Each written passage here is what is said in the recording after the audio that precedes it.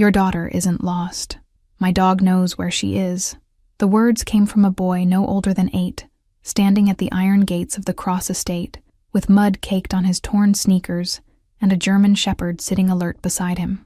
Sebastian Cross had spent 12 hours watching his security team fail. Thermal imaging detected nothing.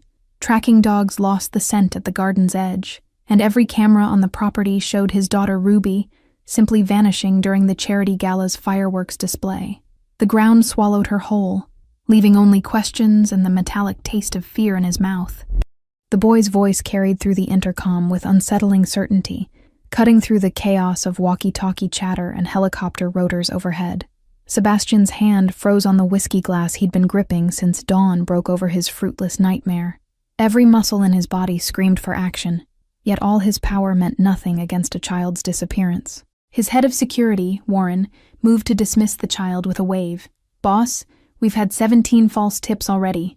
Fortune seekers, attention seekers, the usual vultures circling tragedy." Warren's exhaustion showed in the purple shadows beneath his eyes, 12 hours of failure weighing heavy on his shoulders. But something in the boy's stance stopped Sebastian cold. The child wasn't begging or performing desperation for an audience. He simply stood there with his dog, waiting with the patience of someone who'd learned early that adults rarely listened the first time. His clothes were threadbare but clean, his posture straight despite obvious hunger. Sebastian pressed the intercom button himself. "What's your name? And why should I believe you?" His voice came out harsher than intended, scraped raw from hours of shouting orders into the darkness that had swallowed his daughter whole. "I'm Theo, and this is Ranger." The boy's hand rested on the German shepherd's head with practiced gentleness. "We live in the woods past your property.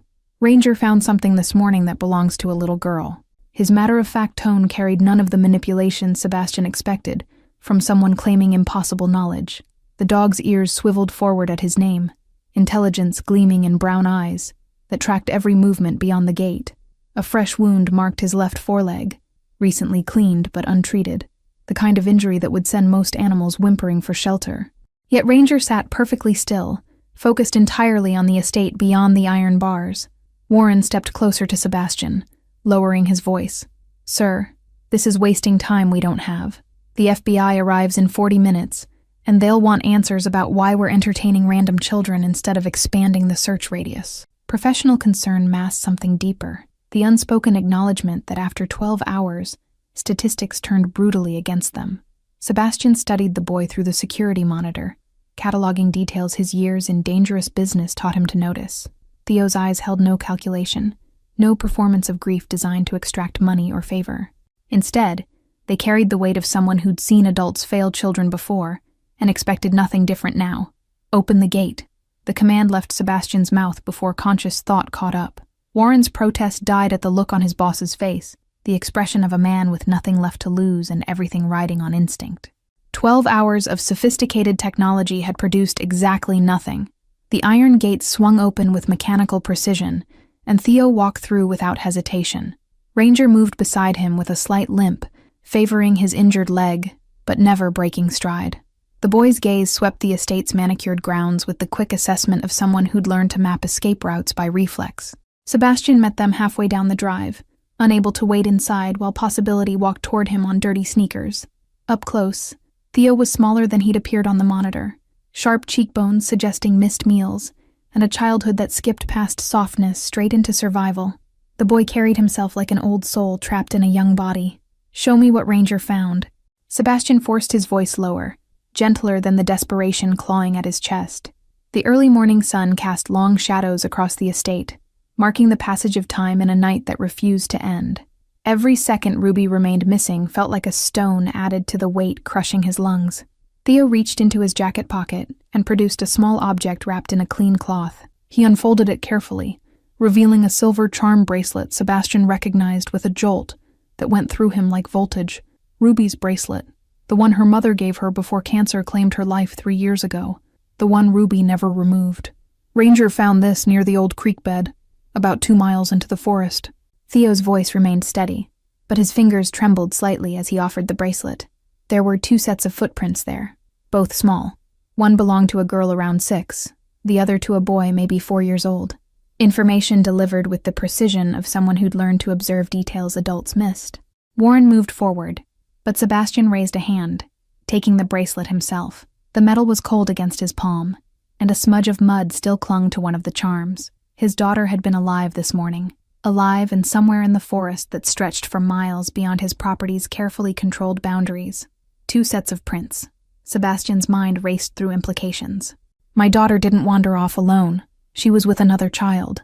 The realization shifted everything, transforming random tragedy into something with pattern and purpose. Ruby wouldn't leave the estate alone, but she would follow someone who needed help. Theo nodded, something like relief flickering across his young face. Your daughter probably saw someone who needed protecting. Kids like us, we recognize each other. The casual way he categorized himself spoke volumes about a life lived on society's margins, where children learned early to identify their own kind. Sebastian's chest tightened at the unintended accusation in those words. His daughter lived in privilege, protected by walls and security, yet somehow she'd recognized distress that all his expensive systems missed. Ruby inherited her mother's instinct for finding wounded things and refusing to abandon them, no matter the cost. Warren cleared his throat, tactical mind already adjusting strategy. If they're in the forest, we need to redirect search teams immediately. But sir, those woods cover over 15 square miles of rough terrain.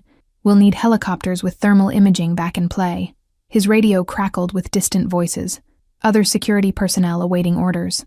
Thermal imaging didn't work last night because you didn't know where to look. Theo's interruption carried quiet confidence that bordered on audacity. Ranger can find them.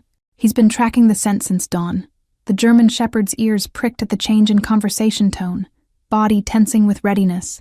Sebastian studied the boy with new intensity, years of reading people in high-stakes negotiations coming into focus. How do you know about thermal imaging?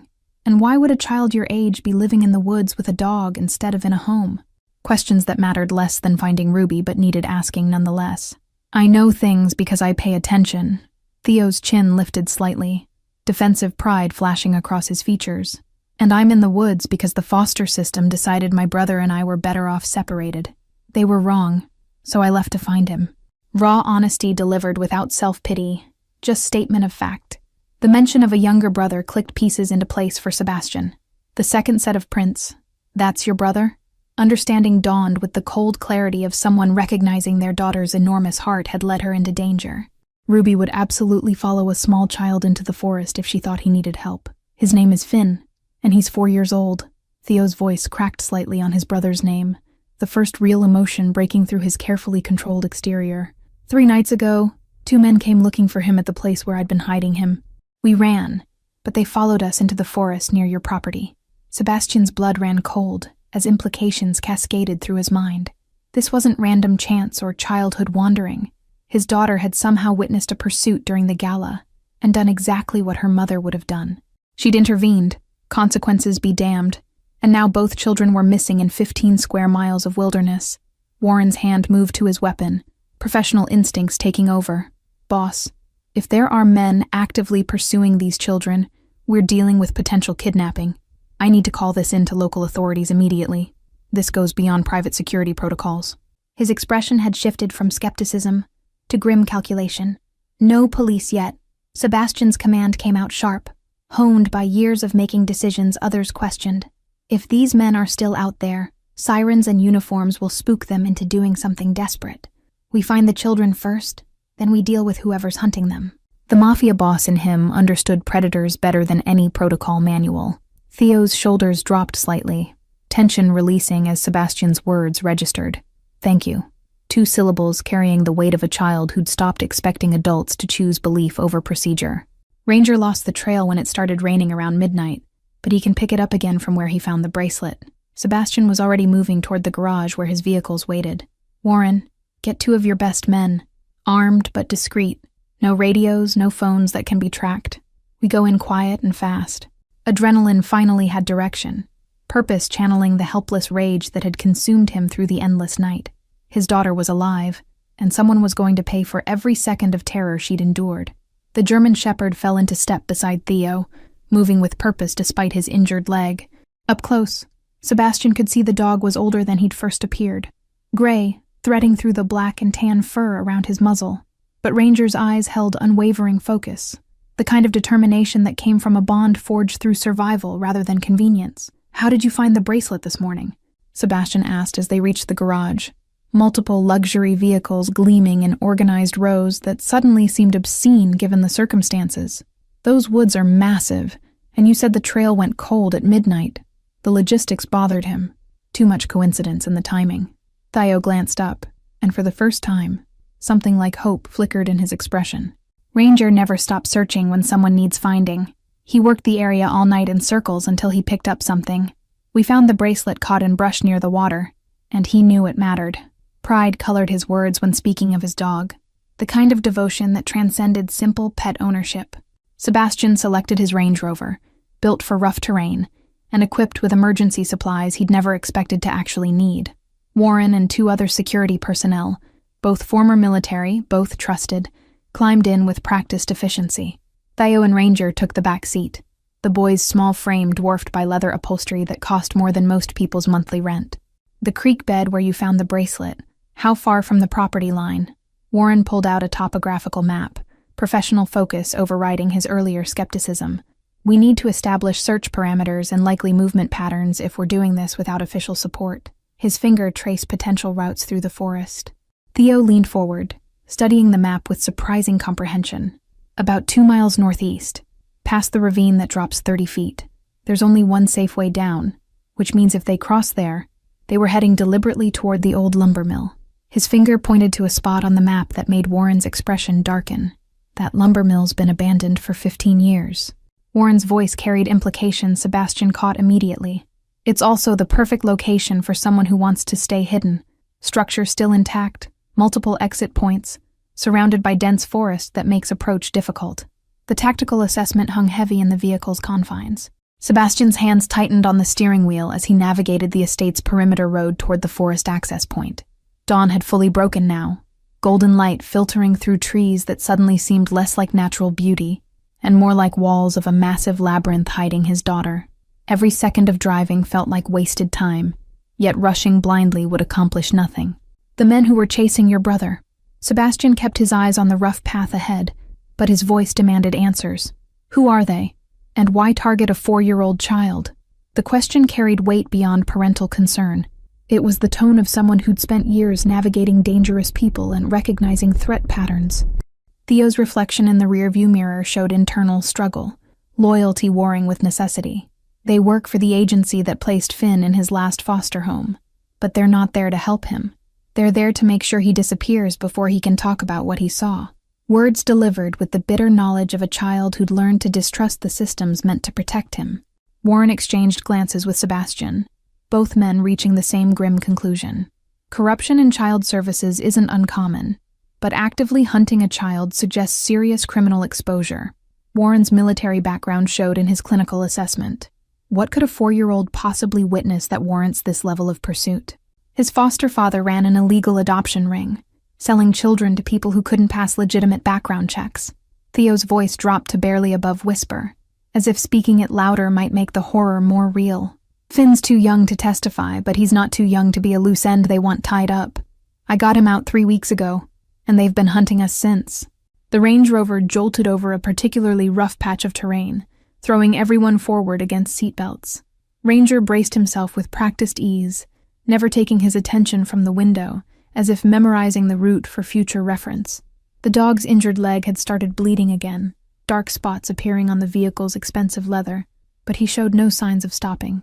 Sebastian's mind raced through implications and strategy with the cold calculation that built his empire. "When we find them, those men become my problem to solve. But first, we need to reach the children before anyone else does." Authority rang through his words. Not a request or suggestion, but a statement of absolute intention backed by resources most people couldn't imagine. They reached the forest access point where maintained paths gave way to wilderness, and Sebastian killed the engine. The sudden silence felt oppressive, broken only by bird song and the distant sound of running water. Theo opened his door immediately, Ranger leaping out despite his injury with the urgency of purpose renewed. "Show me where you found the bracelet." Sebastian emerged from the vehicle, morning air sharp in his lungs as adrenaline and fear combined into something crystalline and focused. Behind him, Warren and the security team moved with quiet efficiency, checking weapons and equipment with the practiced ease of men who'd operated in hostile territory before. Theo and Ranger moved into the forest without hesitation, the boy navigating through underbrush with the confidence of someone who'd made these woods his home. The German shepherd ranged slightly ahead, nose working the ground in methodical sweeps that spoke of training or instinct honed through necessity. His limp was more pronounced now, but determination overrode pain. The forest closed around them within minutes, civilization vanishing as if it had never existed. Sebastian found himself following a child and a wounded dog into terrain where all his money and power meant nothing, where success depended entirely on trust placed in the most unlikely of guides. The irony wasn't lost on him, but desperation had a way of stripping away pretense. Warren moved beside Sebastian, voice low enough not to carry beyond them. "Sir, I need to say this. We're about to enter a situation with unknown hostiles, zero backup, and no communication with outside support. If this goes wrong, there's no cavalry coming." Professional obligation demanded the warning, even as his presence proved he'd made his choice. Then it doesn't go wrong. Sebastian's response carried the absolute certainty of someone who'd built an empire by refusing to accept unacceptable outcomes. "My daughter is out here, and we're bringing her home. Everything else is just obstacles to remove." The Mafia boss emerged in his tone, the man who'd climbed to power by doing what others wouldn't. Theo stopped ahead, Ranger's posture shifting from searching to alertness. "This is where I found the bracelet this morning." He pointed to an area near the creek where water rushed over smooth stones, the sound peaceful in direct contrast to the circumstances. Broken branches and disturbed earth told stories to those who knew how to read them. Sebastian knelt beside the spot, studying details with intensity born of desperation mixed with professional assessment. 2 sets of small footprints were still visible in the mud, exactly as Theo described. One slightly larger, one heartbreakingly tiny. The prints headed downstream, toward the ravine Warren had mentioned, toward the abandoned lumber mill and whatever waited there. Ranger's low growl pulled everyone's attention forward, his body tensing as his nose caught something in the air. The German shepherd looked back at Theo once, communication passing between boy and dog that needed no words. Then Ranger started forward again, following a scent invisible to human senses, but apparently clear as highway to his trained nose. Ranger led them deeper into the forest for another 40 minutes, his pace never faltering despite the blood trail marking his path. The terrain grew rougher, forcing them to navigate fallen logs and dense thickets that scratched exposed skin and caught on clothing. Sebastian's expensive suit jacket hung in tatters, but vanity had ceased to exist the moment his daughter disappeared. The ravine appeared suddenly, a 30-foot drop exactly as Theo had described, with a narrow path zigzagging down one side. Recent rainfall had made the descent treacherous, mud slick under their feet as they picked their way down single file. Warren cursed quietly when his boot slipped, catching himself on an exposed root that held just long enough. At the bottom, Ranger paused to drink from the creek, his injured leg trembling with exhaustion. Theo knelt beside him, checking the wound with gentle fingers that suggested medical knowledge far beyond his years. "He needs rest and antibiotics, but he won't stop until we find them." Pride and worry mingled in the boy's voice equally. Sebastian crouched beside them, watching the interaction with new understanding. "You've kept him alive out here for 3 weeks, treating injuries, finding food, staying hidden from people actively hunting you." Statement, not question. Acknowledgement of survival skills most adults never developed. "How old were you when you learned to live like this?" 6. Theo didn't look up from examining Ranger's paw. "First foster home kicked me out for behavioral issues, which meant I cried too much about missing my brother. Spent 4 months on the streets before social services caught me and started the cycle over." Clinical recitation of trauma that should have broken a child but somehow forged steel instead. The lumber mill materialized through the trees like a ghost from industrial past, its weathered structure somehow still standing against decades of neglect. Broken windows gaped like empty eye sockets, and sections of roof had collapsed inward, leaving exposed beams that pointed skyward like skeletal fingers. Nature had begun reclaiming the building, vines threading through cracks and small trees sprouting from what used to be the loading dock. Warren signaled for silence, hand gestures indicating tactical positions his team understood instantly. They spread out in a loose perimeter, moving with the practiced stealth of men who'd done this in far more dangerous places. Sebastian found himself holding his breath, every sense heightened to painful intensity as they approached the structure's main entrance. Ranger's growl came low and dangerous. hackles rising along his spine as he focused on something inside the building. Theo's hand on the dog's head kept him from charging forward, but barely. The German shepherd vibrated with barely contained urgency. Whatever waited inside had Ranger ready to fight despite his injury and exhaustion. A child's laugh echoed from within the mill, high and clear and utterly incongruous with the tension saturating the air. Sebastian's heart lurched violently in his chest. He knew that laugh, had memorized every variation of his daughter's joy through 6 years of fatherhood. Ruby was alive and, impossibly, sounded happy. Warren caught Sebastian's arm before he could rush forward, iron grip conveying silent warning. Protocol, boss. We don't know what we're walking into. Professional caution warred with understanding in his expression. He had children too, knew the primal urge to reach them regardless of danger. Let me clear the entrance first. But Theo was already moving, slipping past them with Ranger at his heels before anyone could stop him. The boy moved like smoke through the building's shadows, innate understanding of how to be invisible guiding his steps. Sebastian cursed and followed, adrenaline overriding tactical sense. Warren's muttered profanity trailing behind them as the security team scrambled to maintain formation. The mill's interior was a maze of rotting machinery and collapsed sections, shafts of sunlight piercing through holes in the roof to illuminate floating dust particles. The smell of mold and rust hung thick in the air, mixed with something else, recent human presence, the faint scent of food and unwashed bodies. Someone had been living here, and recently. Another laugh, closer now, followed by a smaller child's giggle that had to be Finn. Sebastian's pulse hammered in his ears as they navigated through the wreckage toward the sound, every instinct screaming at him to run forward while training demanded caution. The contradiction left him moving in a half-crouch, muscles coiled for action but mind forcing patience.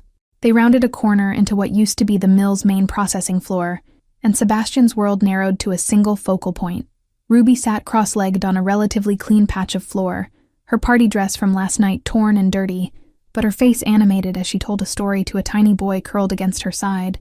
Finn, unmistakably, with Theo's same sharp features rendered softer by youth and fear. And then the princess told the dragon that being scary didn't mean being bad. Ruby's voice carried absolute conviction, her small hands gesturing dramatically. The dragon just needed someone to understand him, and after that, they became best friends. She'd invented countless stories since her mother died, each one carrying themes of redemption and unlikely friendship that broke Sebastian's heart with their wisdom. Finn's eyes were wide with wonder, thumb tucked securely in his mouth despite his age.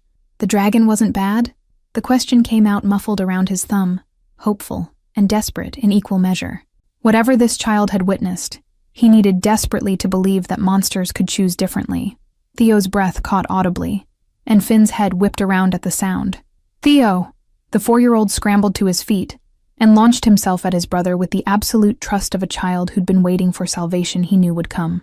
Theo caught him, dropping to his knees as small arms wrapped around his neck with desperate strength. Ruby jumped up, her face cycling through confusion, recognition, and relief in rapid succession. "Daddy?" Her voice cracked on the word. 6 years old, suddenly looking very small, as reality crashed through whatever game she'd been playing to keep herself and Finn calm. Tears she'd been holding back flooded her eyes as she ran toward Sebastian. Sebastian caught his daughter, pulling her against his chest with force that might have hurt if desperation hadn't robbed him of all restraint. She was solid, and real, and alive, her small heart hammering against his ribs as she buried her face in his destroyed suit jacket and sobbed. The sound shattered something in him that 12 hours of terror had merely cracked. "I'm sorry, Daddy. I'm sorry." Ruby's words tumbled out between sobs, muffled against his chest. "I saw the bad men chasing the little boy during the fireworks, and he was so scared. And I remembered what Mommy always said about helping people who need it. And I couldn't just watch. I couldn't." Sebastian's hand cupped the back of Ruby's head, holding her like she might dissolve if he loosened his grip. "You're safe now. That's all that matters." His voice came out rough, scraped raw by emotions he'd spent years learning to control in his dangerous world. But this wasn't business. This was his daughter, his entire world, trembling in his arms. Warren and his team had fanned out, systematically clearing the rest of the structure with practiced efficiency. Their presence reminded Sebastian that finding the children was only half the equation. The men hunting them still existed somewhere in this equation. The threat hadn't evaporated just because they'd reached Ruby and Finn first. Theo hadn't released his brother. rocking slightly as Finn clung to him with the desperate grip of a child who'd feared permanent separation. "You found me." Finn's voice was tiny, odd, as if his brother's arrival defied possibility. "The bad men said you'd never find me, that I'd never see you again. But I knew you would come." Ruby pulled back slightly from Sebastian's chest, wiping her nose on her already ruined dress. "Finn and I walked all night to get here. He knew about this place because the bad men talked about it, said it was where they brought other kids before." Her matter-of-fact delivery of this horror made Sebastian's blood run cold with implications he'd process later, when his daughter wasn't watching his face. "Other kids?" Warren's question came sharp, professional instinct overriding the emotional reunion happening around them. "Ruby, how many men were there? And did they say anything about why they were after Finn specifically?" His tone gentled slightly when addressing the 6-year-old, but urgency remained.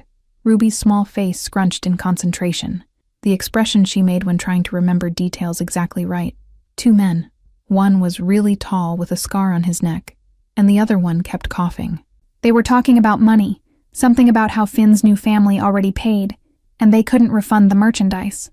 The clinical language sounded obscene from a child's mouth. Sebastian felt rage settle in his chest like ice, cold and crystalline, and absolutely lethal. These men had reduced a 4-year-old child to merchandise, spoken about human trafficking within earshot of their victims, and now his daughter had become collateral damage in their operation. Every connection he'd spent years building suddenly had new purpose beyond business. "They left maybe an hour ago," Ruby continued, oblivious to the murder forming behind her father's eyes. "They said they had to check in with their boss, make arrangements for disposal if they couldn't find us soon." Her voice wavered on the last word. Adult implications she didn't fully understand, but sensed were terrible breaking through her brave facade. Theo lifted his head from where it had been buried in Finn's hair, his young face hard with knowledge no child should carry. "That means they'll be back with more people. We can't stay here. This location is compromised." Tactical assessment delivered with the weary expertise of someone who'd learned these lessons through brutal experience rather than training. Ranger had positioned himself between the children and the mill's entrance, hackles still raised despite his exhaustion. The German shepherd's instincts recognized what humans were still processing. Danger hadn't passed, merely paused, and the respite was temporary. His low growl provided constant reminder that complacency could prove fatal. Warren returned from his sweep, expression grim. "Building's clear now, but there's evidence of recent occupation in the west section. Sleeping bags, food wrappers, and..." He glanced at the children, choosing his words carefully. "Documentation suggesting this is a way station in a larger operation. We found files on at least 8 other children, all under 6 years old."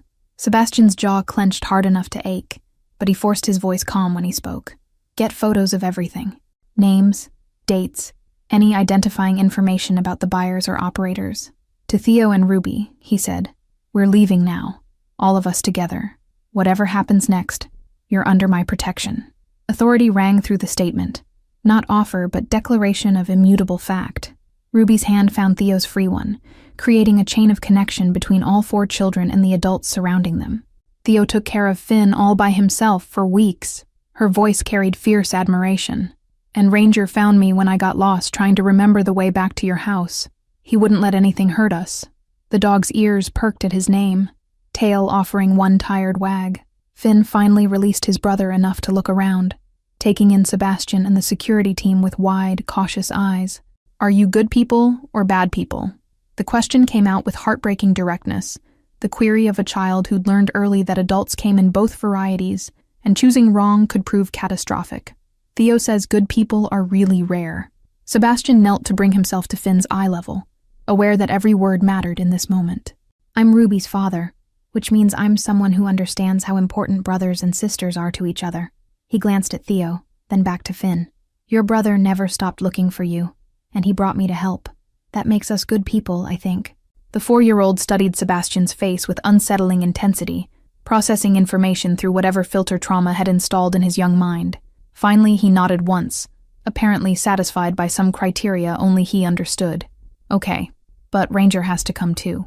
He's family." Non-negotiable condition delivered with the absolute certainty of a child stating fundamental law.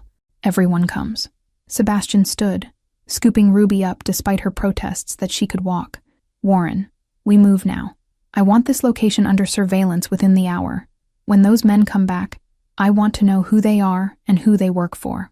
The Mafia boss emerged fully now, cold calculation replacing paternal fear as he shifted from victim to hunter.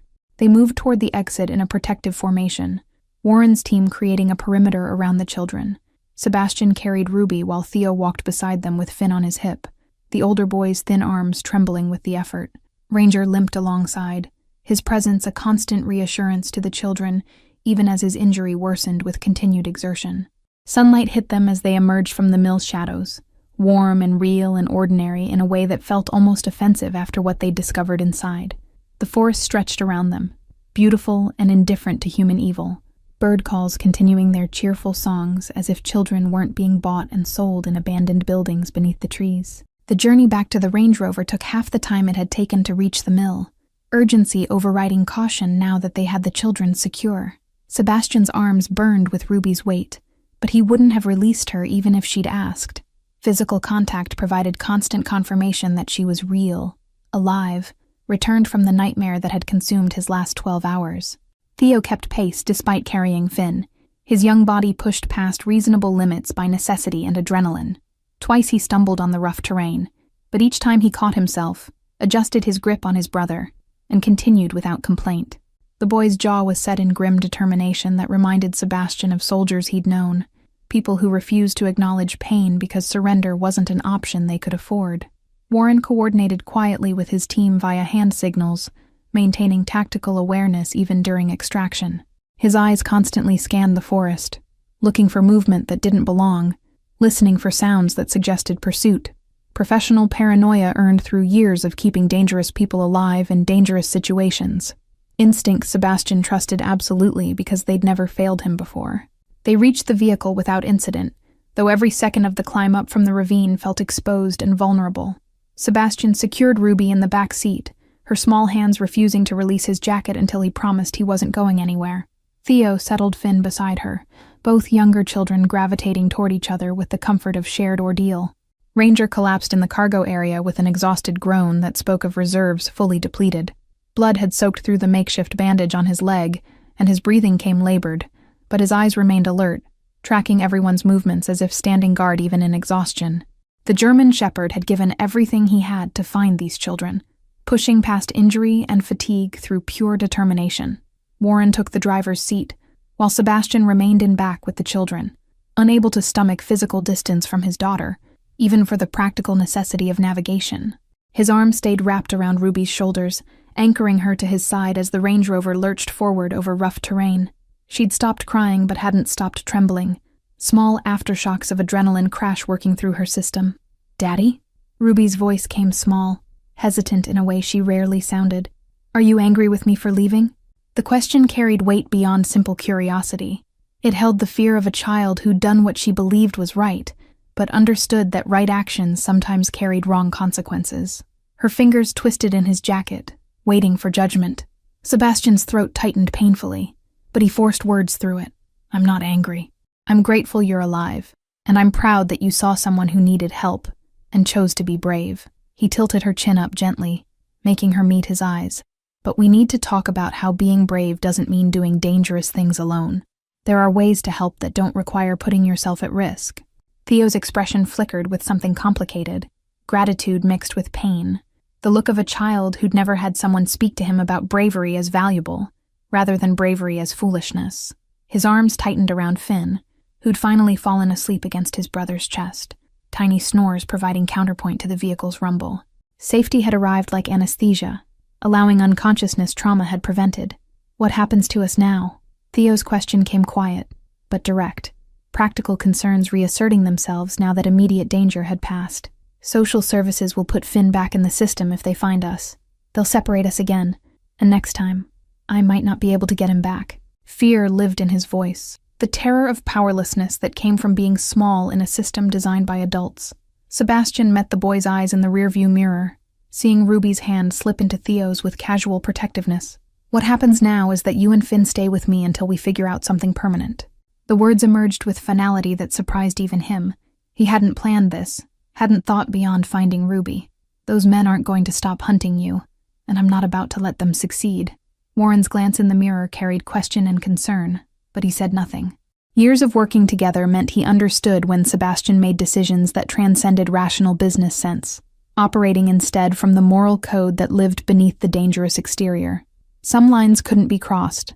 Some innocence couldn't be abandoned, regardless of complexity or cost. You don't even know us. Theo's response came out defensive, protective suspicion flaring against hope that kept disappointing him. Why would you risk getting involved with the people who run that operation? They're connected to powerful systems. Child services, police, probably judges. You can't just take us in like stray dogs. Despite the words, desperate longing colored his tone, the sound of someone trying not to want what they couldn't have. I know enough. Sebastian's voice carried the absolute certainty that had built an empire through force of will and refusal to accept limitations others considered absolute. I know you protected your brother for weeks with nothing but determination and a dog. I know my daughter recognized something worth risking her life for. And I know that anyone who treats children as merchandise has picked a fight with the wrong person. The Range Rover emerged from the forest onto maintained roads, civilization reappearing with jarring normalcy. Other vehicles passed them, people living ordinary lives unaware that meters away sat children who'd survived human trafficking attempts and fathers who'd stared into the abyss of loss. The disconnect between worlds felt vast, bridgeable only through deliberate choice to see what most preferred to ignore. Ruby had fallen asleep against Sebastian's side, her breathing evening out as exhaustion finally overrode adrenaline. He studied her face in the growing daylight, the smudge of dirt on her cheek, the scratch above her eyebrow, the peace that only sleep could provide after trauma. His daughter was safe, but safety felt insufficient now. The world contained men who hurt children, and knowing this demanded response beyond simple relief. There's a woman. Theo's voice broke the contemplative silence, quiet but urgent. Iris Vaughn. She was my teacher before the first foster placement fell apart. She tried to help me keep track of Finn, fought with social services about keeping us together. If anyone can navigate the legal side of this without alerting the wrong people, it's her. Hope and uncertainty mingled in his expression, offering help while fearing rejection. Warren's fingers drummed on the steering wheel, tactical mind processing new information. A teacher who stood up to social services probably made enemies in the system. That could work in our favor, someone with motivation to expose corruption rather than protect it. Professional assessment delivered without emotional inflection, but Sebastian heard the underlying approval. Warren's sister had been a teacher before cancer took her. The profession held sacred space in his personal hierarchy. Sebastian considered the implications of bringing another person into this situation, weighing risk against necessity. His instincts with people had kept him alive through years of dangerous negotiations. And something in Theo's voice when he mentioned Iris Vaughn suggested she might be the variable this equation needed. Someone who understood the system from inside, but hadn't been corrupted by it. Someone who'd already proven willingness to fight for these children. When we get back to the estate, you'll call her. Decision made, Sebastian moved forward without second-guessing. Warren, I want background on Iris Vaughn within the hour. Employment history, any disciplinary actions, connections to social services, everything. If she's clean and willing to help, we bring her in. If not, we find another way. Authority rang through his words, the tone that made people move without questioning. The estate's iron gates came into view, impressive and secure and meaningless given that his daughter had disappeared from within them. Sebastian made mental note to have every inch of security systems reviewed and upgraded, though he suspected no amount of technology could prevent a 6-year-old determined to save someone. Ruby had her mother's heart, and that was both gift and curse that no wall could contain. They passed through the gates, and Sebastian saw his household staff gathered in the circular drive. Word had clearly spread about Ruby's disappearance, despite his orders for discretion. Mrs. Chen, the housekeeper who'd been with them since before Ruby was born, pressed both hands to her mouth when she saw them, tears streaming down her weathered face. Relief rippled through the assembled group, tension breaking in visible waves. But Sebastian's attention had already moved past immediate relief to larger implications. Somewhere out there, men who trafficked children believed they could operate with impunity. They'd touched his daughter's life, threatened her safety, and that made them his problem in ways they couldn't begin to comprehend. The Mafia boss in him understood vengeance, but the father in him understood something more powerful, justice that protected others from experiencing what his family had survived. Mrs. Chen reached the vehicle before Sebastian could fully exit, her hands trembling as she touched Ruby's sleeping face through the open door. Thank God. Thank God. The words came out like prayer, repeated with the fervor of someone who'd spent hours believing the worst. Her eyes moved to Theo and Finn with confusion but no judgment, questions clearly forming but held back by more pressing relief. Sebastian lifted Ruby carefully, her body limp with exhaustion, as she remained unconscious despite the transfer. Mrs. Chen, prepare the East Wing guest rooms, 2 bedrooms connected by the shared bathroom. These children are staying with us. His tone invited no discussion, stating fact rather than requesting accommodation. Years of working together meant she understood when explanations would come later. Theo climbed out slowly, Finn still clinging to him with the grip of a child, terrified that separation meant permanent loss. The boy's eyes widened as he took in the estate's grandeur, manicured gardens, fountain sculpture, windows that caught morning sun and threw back golden light. His expression cycled through awe and discomfort, the look of someone suddenly aware of how profoundly he didn't belong in spaces like this. Warren was already on his phone, barking orders to people Sebastian couldn't hear but trusted implicitly. I want surveillance on that lumber mill within 30 minutes. Thermal cameras, motion sensors, the full package. Anyone approaches that location, I want to know their shoe size before they take 3 steps inside. Professional efficiency barely masked the rage underneath. Warren had daughters too, and what they'd discovered in that mill had violated something fundamental. Sebastian carried Ruby inside, Mrs. Chen leading the way with practiced efficiency that came from decades of managing crisis with grace. Theo followed hesitantly, Finn's face buried against his shoulder as the younger boy tried to make himself smaller in the face of overwhelming opulence. Ranger limped behind them, leaving blood drops on marble floors that cost more than most people's annual salary, but no one commented on the damage. The East Wing guest suite was typically reserved for visiting business associates. Sebastian needed to impress, decorated in understated luxury that whispered wealth rather than shouting it.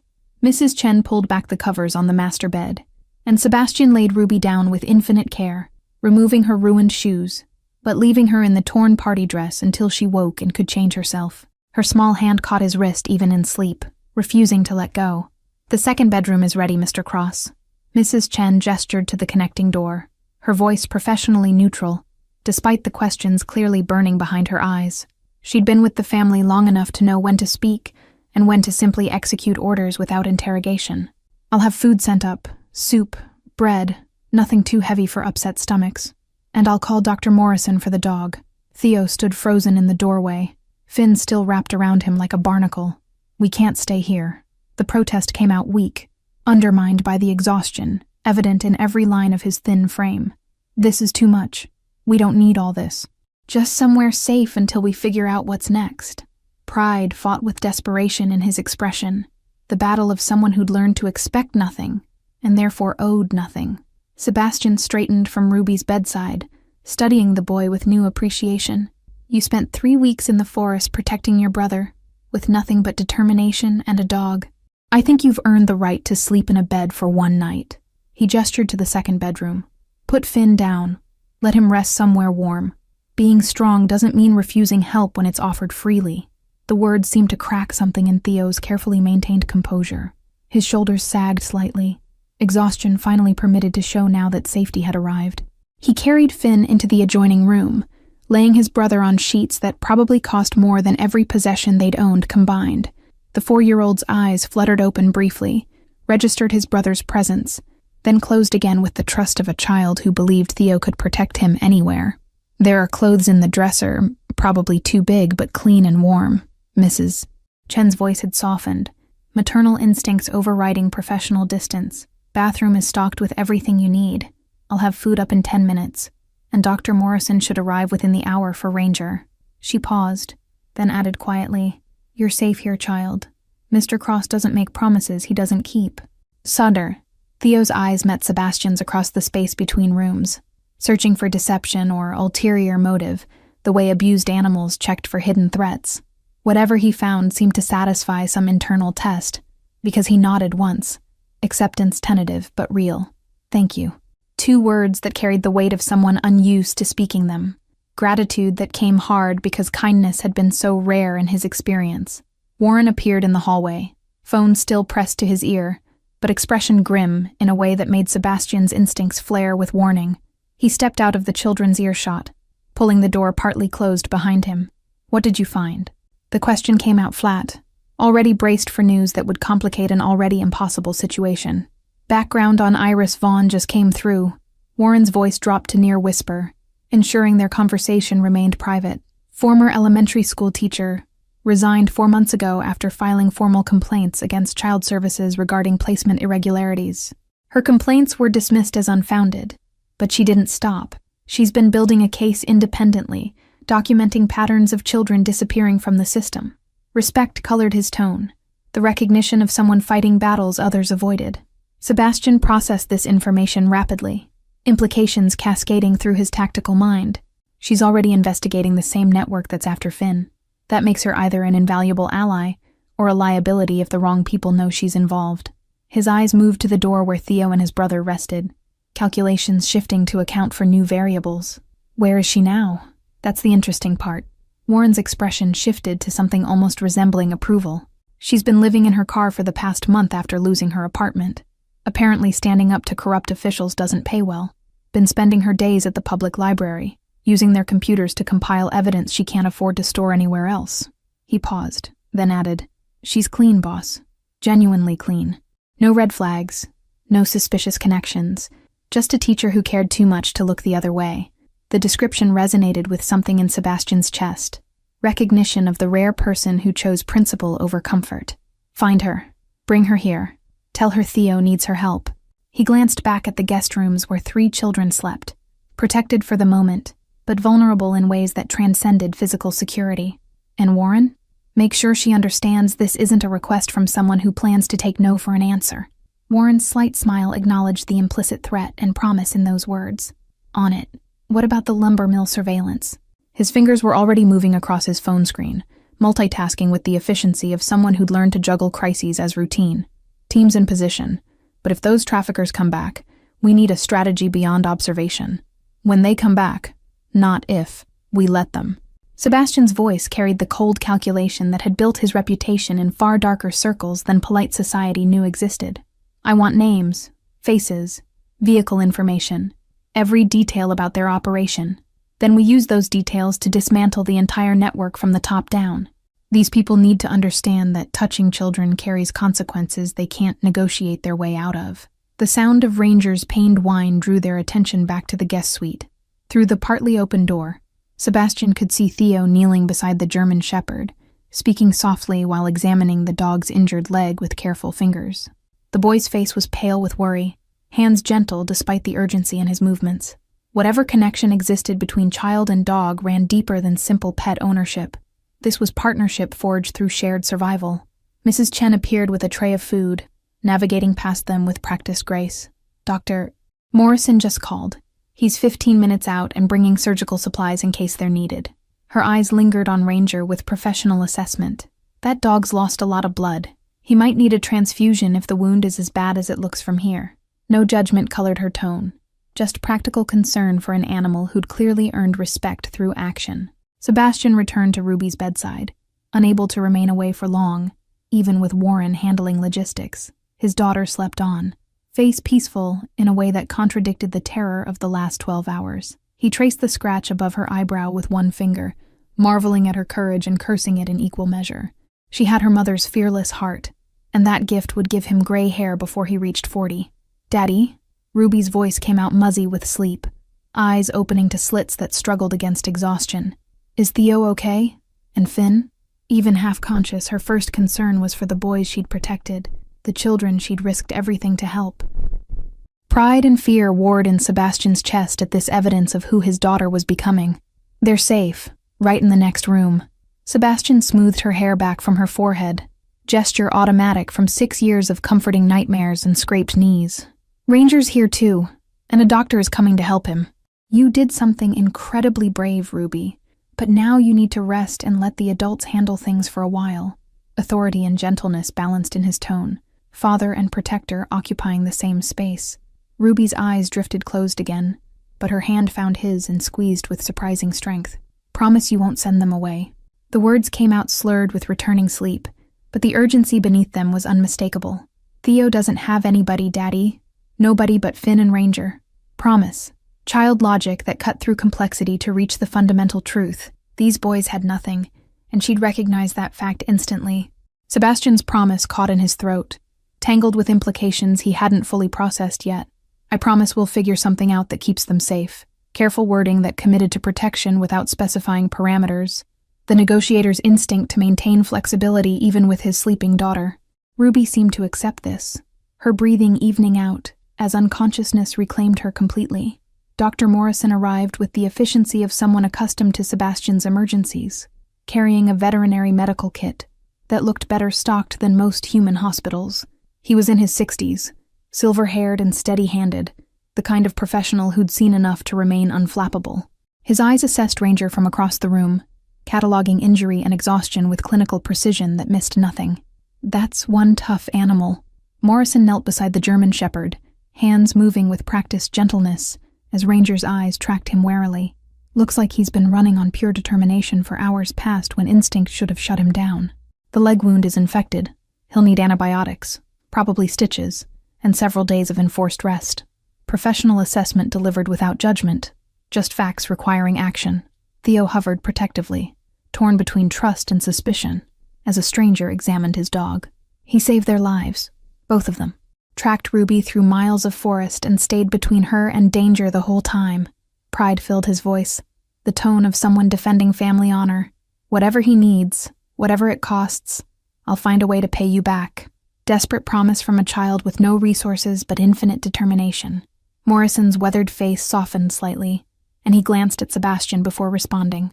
Son, I've been Mr. Cross's veterinarian for 15 years. Any animal that protected his daughter gets the best care available. No questions asked and no payment required. He returned attention to Ranger's wound, cleaning it with practiced efficiency. This is going to hurt him, and he might snap reflexively. Can you hold his head and keep him calm?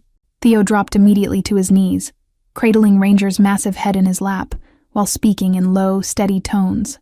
The German shepherd's eyes fixed on the boy's face, trust overriding pain instinct as Morrison worked.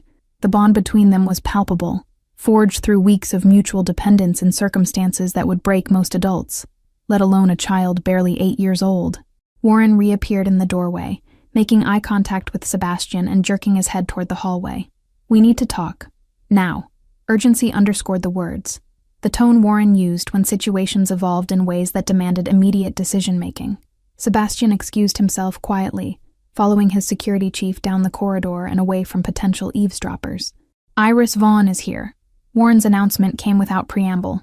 She was still at the library when my team located her, and she came without hesitation when they mentioned Theo's name. But boss, there's a complication. She's not alone. His expression suggested this complication carried weight beyond simple inconvenience. She brought copies of her entire investigation, 3 months of compiled evidence about the trafficking network. If this information fell into the wrong hands, then we make sure it doesn't. Sebastian cut off the concern with practiced authority. Where is she now? His mind was already racing ahead, calculating how to integrate this new variable into a situation that grew more complex by the hour. A teacher with evidence against corrupt officials could be either salvation or disaster, depending on how carefully they navigated the next steps. Main library, waiting room. Warren gestured toward the estate's front section. She looks like she's been living rough, probably accurate given the car situation you mentioned. She's also terrified, which is either very smart or indicates she knows exactly how dangerous these people are. Professional assessment delivered clinically, but Sebastian heard the underlying question about whether bringing her inside increased risk. Sebastian made the decision instantly, operating on instincts honed through years of high-stakes negotiations. Bring her to my study. Make sure she understands this conversation stays confidential, but don't threaten her. She's been threatened enough by people who should have protected her. He paused, then added, And Warren? Have Mrs. Chen prepare another guest room. Something tells me Ms. Vaughn could use a safe place to sleep as much as Theo and Finn could. The study was Sebastian's domain. Dark wood paneling, leather furniture, floor-to-ceiling bookshelves that held volumes actually read rather than displayed for show. He poured himself 2 fingers of whiskey, then reconsidered and made it 3. The day had earned alcohol, even if drinking it before noon suggested problems he didn't have time to examine. His hands were steady as he lifted the glass, muscle memory from years of maintaining composure through worse situations. Iris Vaughn entered the study with the hesitation of someone expecting ambush. her posture defensive despite Warren's presumably reassuring escort. She was younger than Sebastian expected, maybe 30, with dark hair pulled into a practical ponytail and clothes that had seen too many wears between washes. But her eyes held fierce intelligence and something else, the kind of anger that came from witnessing injustice and refusing to accept it as inevitable. "Ms. Vaughn." Sebastian didn't rise, letting her come to him in a subtle assertion of control that established dynamic without overt intimidation. "Warren tells me you've been investigating the same people who've been hunting Theo and his brother. That makes you either remarkably brave or dangerously foolish, and I'm genuinely uncertain which." Direct approach, no social niceties, cutting straight to the core of why they were both standing in this room. Iris's chin lifted, defensive pride flaring despite obvious exhaustion and fear. "With respect, Mr. Cross, I've spent 4 months documenting systematic corruption that's resulted in at least 15 children disappearing from the foster care system. Calling me foolish suggests you don't understand what's at stake here." Her voice carried the sharp edge of someone who'd been dismissed too many times by people who should have listened. "Theo contacted me this morning saying he'd found his brother and needed help. I came because I owe him that much after failing to keep them together the first time." The raw honesty in her response shifted Sebastian's assessment slightly. "You didn't fail. A corrupt system failed. There's a difference." He gestured to the chair across from his desk. Invitation rather than command. "Sit. Tell me everything you know about the network operating out of that lumber mill, and then we'll discuss how to use your evidence without getting you killed in the process." Iris remained standing for a moment, evaluating him with the same careful scrutiny he'd applied to her. Whatever internal calculation she performed seemed to reach favorable conclusion, because she finally sat, shoulders relaxing fractionally, as if standing had required energy she could no longer spare. "The network is bigger than anyone realizes. It involves at least 3 social workers, 2 judges, and a private adoption attorney who specializes in international placements." She pulled a flash drive from her pocket, placing it on the desk between them like a chess piece being moved into strategic position. "International placements." Sebastian's voice went flat, implications clicking into place with sickening clarity. "They're not just moving kids between foster homes.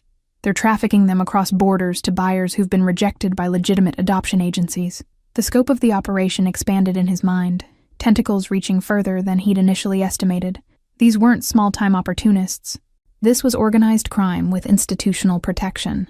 Iris nodded, exhaustion and vindication mixing in her expression. Finn witnessed a placement meeting at his last foster home, saw money exchange hands, heard his foster father discussing another child who'd been successfully delivered to a family in Eastern Europe.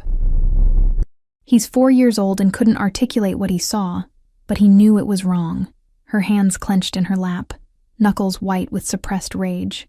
The social worker who placed him there knew exactly what kind of home it was, and when I tried to report it, suddenly my complaints about unrelated cases started getting dismissed as conspiracy theories. Sebastian's mind cataloged this information with the cold precision of someone building a case for destruction.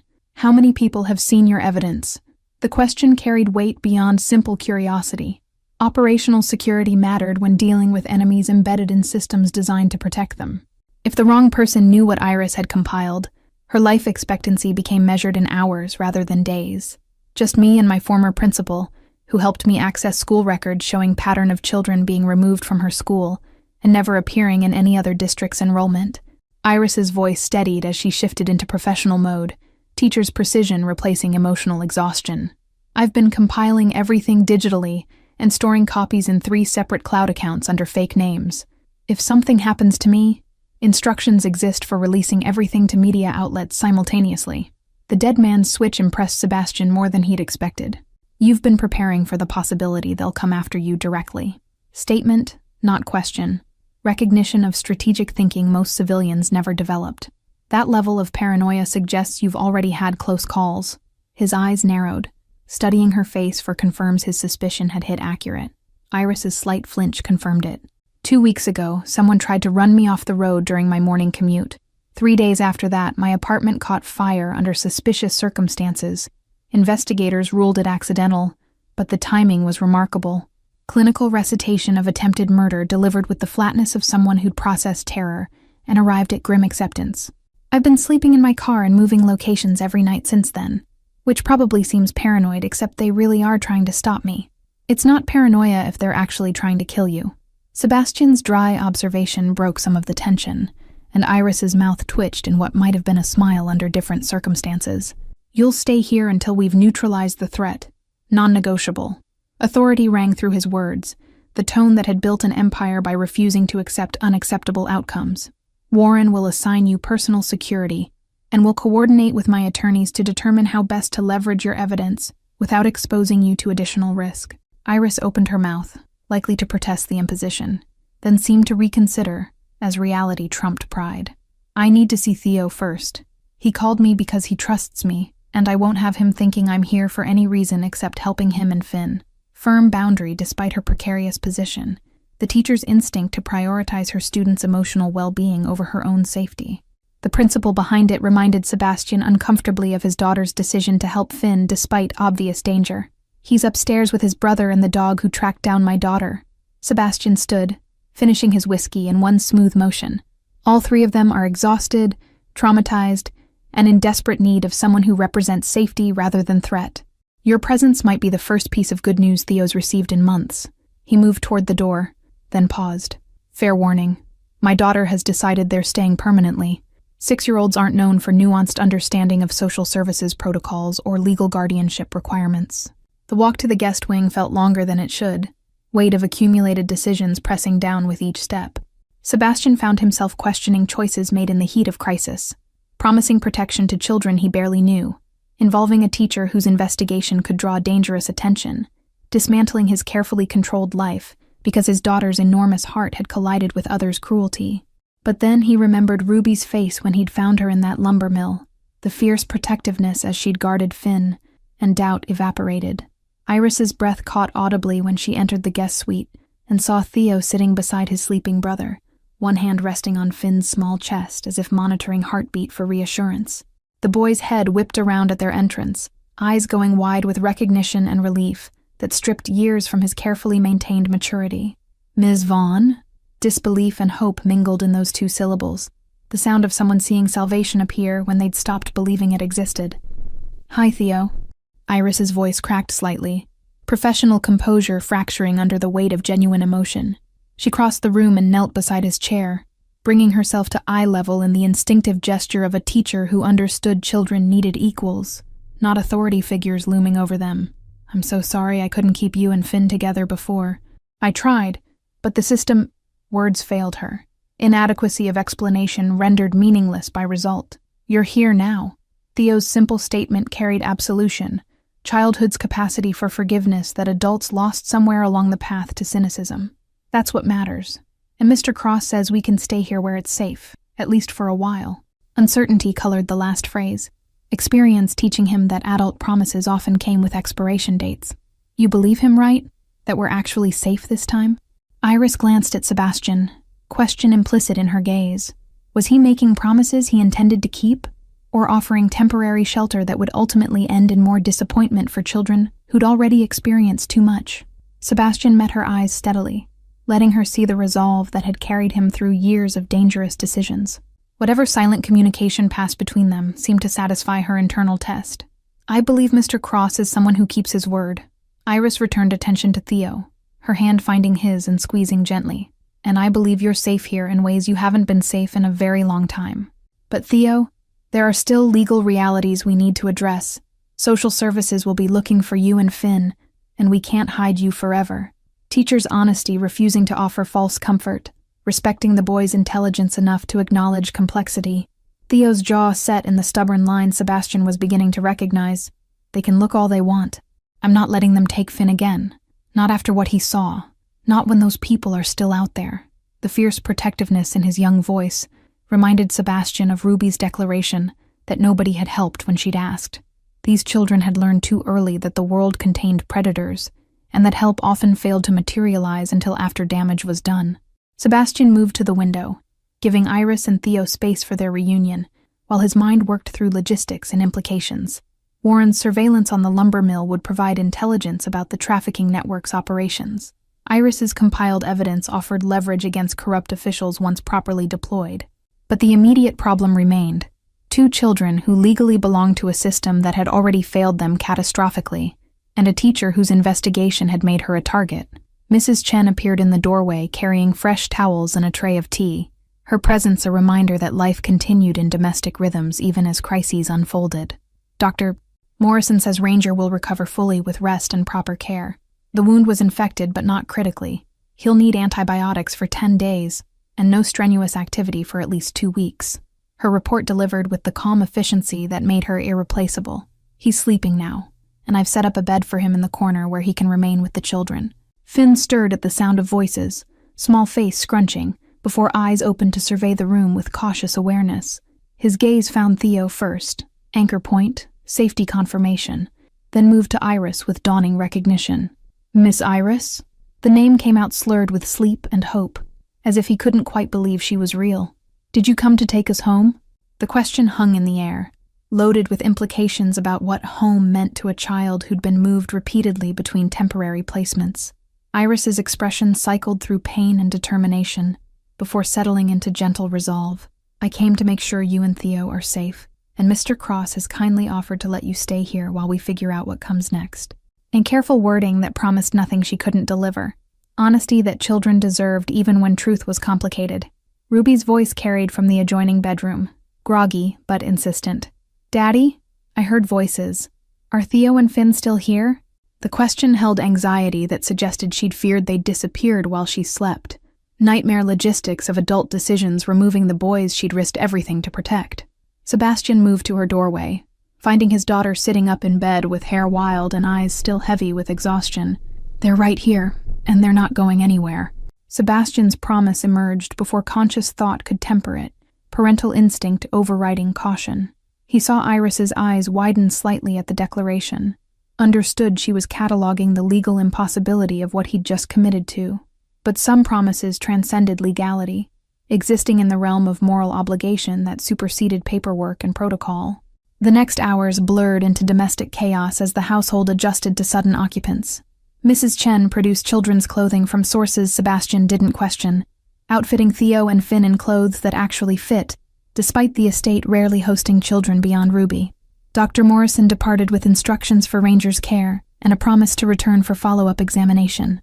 Warren coordinated security details and surveillance reports from his makeshift command post in the estate's security office. Iris found herself installed in a guest room down the hall from the children, her meager possessions from the car looking lost in the suite's opulent space. Sebastian observed her careful movements through the estate, the way she touched nothing unnecessarily as if afraid to leave evidence of occupation. Years of living on society's margins had taught her to maintain minimal footprint, to expect displacement at any moment, and prepare accordingly. Dinner that evening was an awkward affair. 5 people gathered around a table designed for 12, relationships undefined and futures uncertain. Ruby chattered between bites, filling silence with observations about Ranger's bravery and Theo's skill at storytelling. Finn ate with the focused intensity of a child who'd learned not to waste food, small hands gripping his fork like it might be confiscated. Theo remained quiet, eyes tracking exits and potential threats with the hypervigilance of someone who'd survived by staying alert. Iris pushed food around her plate more than eating it, exhaustion and stress apparently robbing her of appetite despite obvious hunger. Sebastian caught her watching him multiple times, expression assessing as she tried to reconcile the dangerous reputation his name carried with the man offering sanctuary to homeless children and their protective teacher. The cognitive dissonance was apparent. He'd cultivated a fearsome image deliberately, but that image didn't account for the father willing to tear down institutions that harmed innocents. Mr. Cross. Iris's voice cut through Ruby's monologue about plans to teach Finn all her favorite games. We need to discuss next steps regarding social services. They'll have filed missing persons reports on both boys by now, and once they realize Theo and Finn are together, they'll escalate search efforts. Professional concern delivered quietly but urgently, teachers' practicality refusing to let emotion override reality's demands. Sebastian set down his fork, meeting her gaze with the cold calculation that had built his empire. Then we make sure that when they escalate, they find exactly what we want them to find. Evidence so damning that protecting their corruption becomes impossible. His voice carried absolute certainty, the tone of someone who dismantled more powerful enemies than corrupt social workers. Your investigation provides foundation. My resources provide amplification. Together, we ensure these children never return to a system that traffics them like merchandise. The silence following his declaration felt heavy with implication. Iris's eyes widened slightly as she processed what he was proposing, not working within the system, but rather burning it down and rebuilding from ashes. Theo's attention had sharpened, hope and fear warring in his young face, as he recognized the magnitude of what Sebastian suggested. Even Ruby seemed to sense the gravity, her usual cheerful chatter dying as she looked between the adults with dawning awareness. That's incredibly dangerous. Iris's protest came out weak, undermined by the desperate hope creeping into her expression. These people have already tried to kill me, and that was before I had powerful allies. If we move against them openly, with evidence and resources, they'll respond with everything they have. Professional caution warred with the barely suppressed rage of someone who'd watched children suffer while institutions looked away. Let them. Sebastian's response carried the weight of absolute conviction, years of operating in dangerous spaces lending authority to the threat. I've spent my career dealing with people who thought power made them untouchable. These traffickers are about to learn what happens when they threaten someone under my protection. His eyes moved to Theo and Finn, then to Ruby, encompassing all 3 children in unspoken vow. They touched my daughter's life. That makes this personal in ways they can't possibly comprehend. Warren entered the dining room, expression grim in a way that suggested surveillance had produced results. Boss, we've got movement at the lumber mill. 2 vehicles, 5 men total, and they're setting up to wait for someone. Looks like they're expecting the children to return. Professional assessment delivered clinically, but Sebastian heard the underlying question about how they'd proceed with this intelligence. Sebastian stood, napkin dropping to his plate with finality. Then we give them what they're waiting for, just not in the way they expect. He looked at Iris, seeing the teacher wrestling with implications of what came next. This is the moment where you decide whether you're willing to cross lines that can't be uncrossed. Those men down there traffic children. My methods for dealing with them won't be gentle, and they won't be entirely legal. Honesty she deserved before being pulled deeper into his world. Iris's hands clenched on the table, knuckles white with tension, as internal battle played out across her features. Finally, she met his eyes with resolve that suggested she'd reached decision. I've spent 4 months compiling evidence while children continued to disappear. Documentation and proper channels failed because the system protects its own. Her voice steadied, teacher transforming into something harder. If your methods actually stop them, then I'm willing to live with the consequences of crossing those lines. Sebastian nodded once. Acknowledgement of her choice and acceptance of responsibility it carried. Then here's what happens next. Warren's team monitors the lumber mill until those men reveal connection to their broader network. We use your evidence to identify every corrupt official involved. Then we systematically dismantle the operation from multiple directions simultaneously. Legal pressure where it works, other methods where it doesn't. Strategy delivered with the calm precision of someone who'd orchestrated more complex operations than this. 6 months later, the estate's gardens bloomed with spring flowers that Ruby insisted on showing to anyone who would listen. The legal battles had been brutal. Exposing corruption required navigating carefully between what could be proven in court and what required more creative solutions. 3 social workers faced federal trafficking charges. 2 judges had resigned under pressure from investigations Sebastian's attorneys initiated. The private adoption attorney was awaiting trial on 15 counts of child endangerment and fraud. Theo and Finn's legal status had been resolved through an arrangement Sebastian's lawyers structured with surgical precision. Iris became their legal foster parent, with Sebastian providing financial support and housing. The solution satisfied bureaucratic requirements while ensuring the boys remained in an environment where safety wasn't conditional or temporary. Ranger had recovered fully, his presence now permanent fixture in the estate's east wing. Ruby's friendship with the boys had deepened into the kind of bond that transcended circumstance, built on shared trauma, transformed into trust. She'd appointed herself Finn's primary teacher for everything from reading to proper tea party etiquette, approaching the task with her mother's patient determination. Theo had slowly relaxed into childhood he'd been denied, learning that safety could be sustained rather than temporary.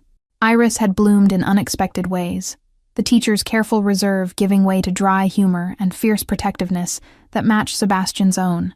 The connection between them had grown from mutual respect into something neither had planned, but both seemed willing to explore carefully.